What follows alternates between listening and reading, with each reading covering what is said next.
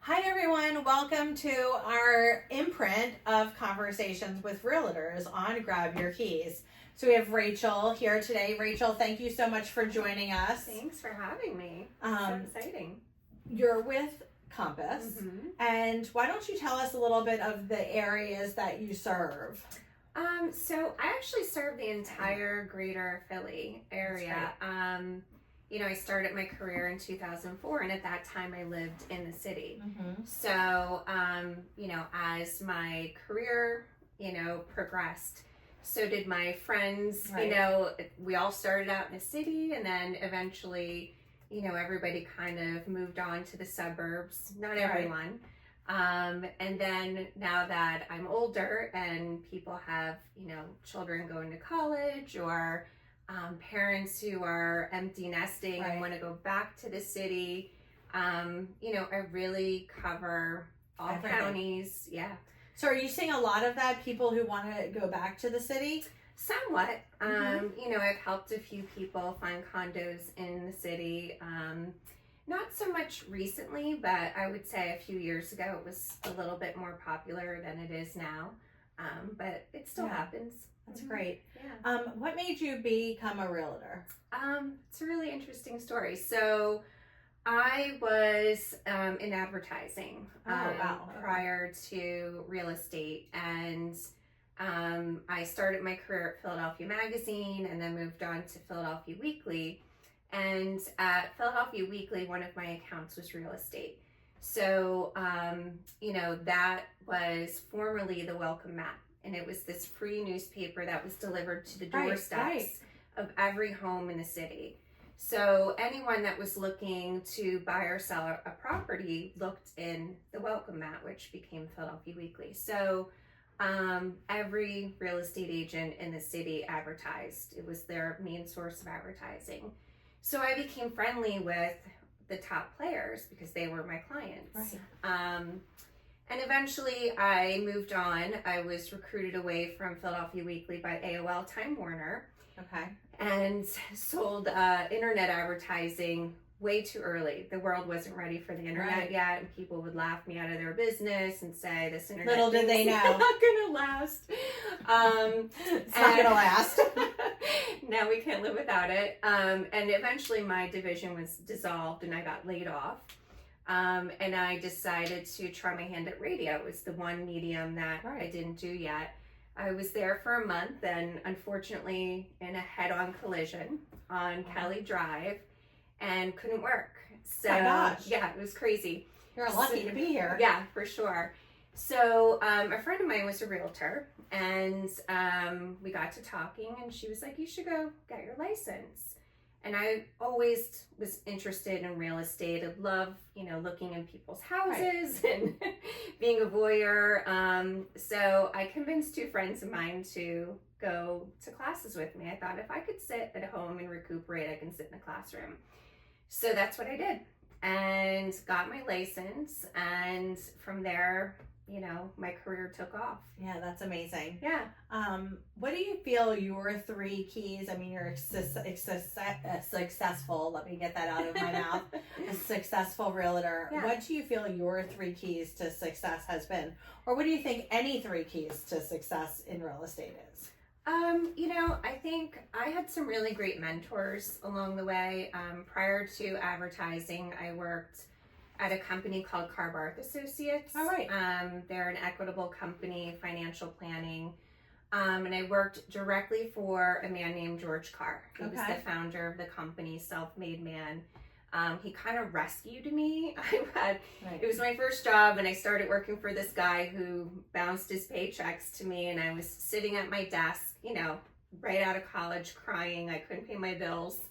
And George came in, heard my story, and immediately gave me a job with him. I love that.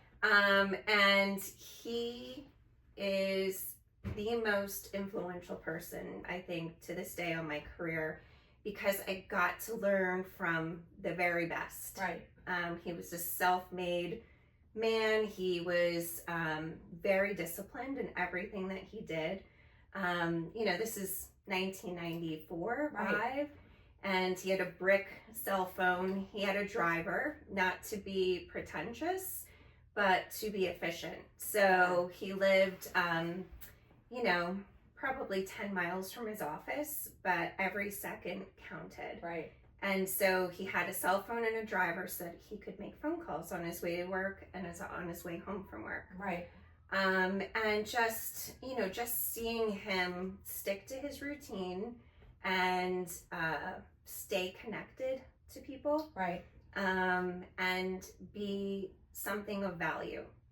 So I think, consistency, being, making yourself invaluable to people, right, being a resource for them. I love that.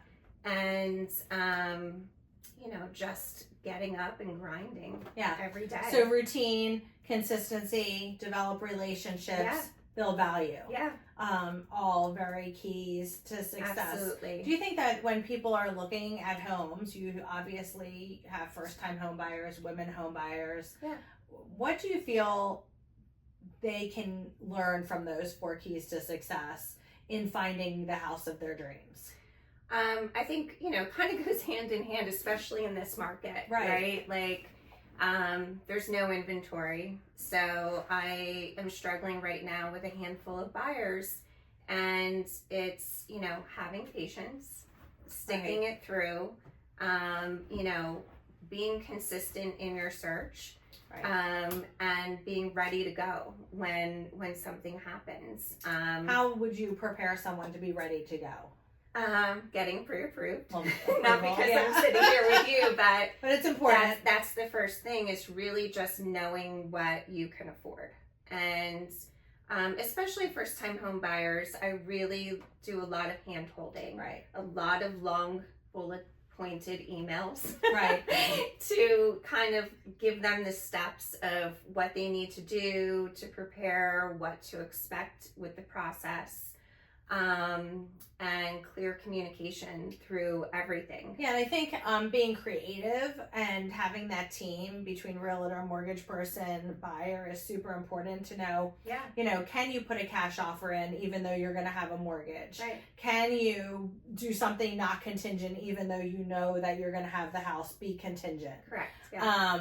Using that money, even though you're not really. So I think that having that creativity is super important in the market today 100%. Because there's not very many houses. Yeah. And people are looking for years right now.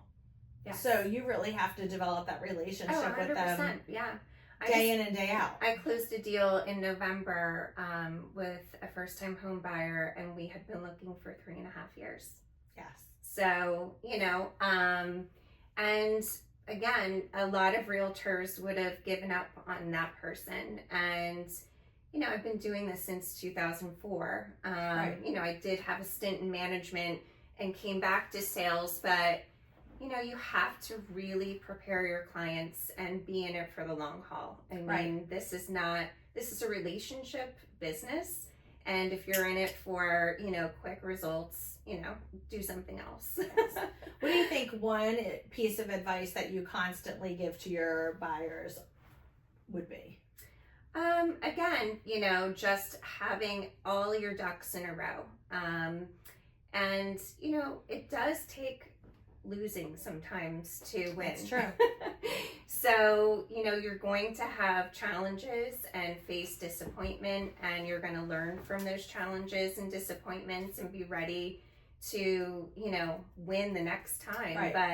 But a lot of times you have to lose to really understand the process. And I think relationships that you develop with listing agents is super important too. Oh, sure. Because then they know who all the players are. 100%. And I think, for me representing buyers, that's one of the key points I point out to them, is that I have been doing this a really long time, and I know so many realtors. I like to think that I have a good relationship with a lot of them, and that counts when we're in a competing offer situation. Right, because you only have one reputation. Right. As my dad always said, you only have one reputation. So true. And you have to keep it. Yeah, it's so true. What do you think the most surprising thing that you've learned being a realtor is? This sounds so cliche, but I really am learning something new every single day. You know, whether it's from an inspector, walking a property with them, an appraiser, a mortgage advisor, a client, you know, I mean, there's just something new that comes up this year, especially with all the changes in the industry. Right. Every realtor had to relearn a lot of things. And I think if you were open to relearning, then you will catapult to the nth degree. Yeah. Because a lot of people are shut off to learning. I don't know how you can be that way. No. But the key, one of the keys to success, I feel, is being educated, learning new things, and, you know, with the whole NAR new way of handling commissions, if you're not upfront and telling people the way it is, then you're gonna get lost. Yeah, and I think for you know, realtors that have always been upfront, it wasn't a challenge because you know, commissions have always been negotiable, and if you had those conversations in the beginning and explained, you know, your buyer agency contract or the listing agreement, those were conversations you were already having. So how important do you think it is to be a buyer's agent? Oh, super important. Yeah.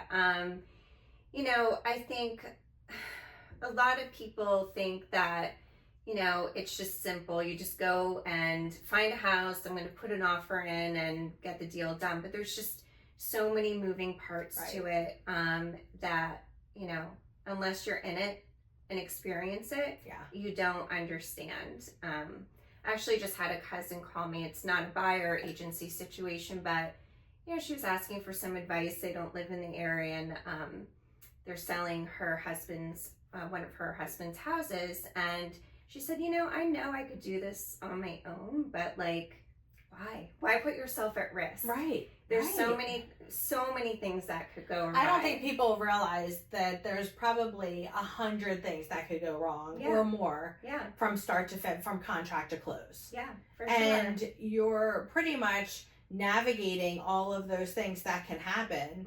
And we always laugh here. No deal is an easy deal anymore. No. Like there's always some hair on it, and and things that you would never anticipate. Somebody loses their job. Somebody, you know, gets a collection put on their account. Somebody has a bad home inspection. You know, you don't realize an oil tank is in the front yard or something. That's actually a great example. So last summer I was representing a buyer, and, you know, it was during the times where everybody was waiving everything. And she put an offer in on a condo in Old City, got it, and she wanted to close in June. And the seller said, no, I need more time to get out. I want to close in August. So the seller put an offer in on a condo in New York City, waived everything, cash offer, right? In the meantime, my buyer lost her job at the end of June. So, you know, she didn't qualify for a mortgage anymore. And she had a mortgage contingency.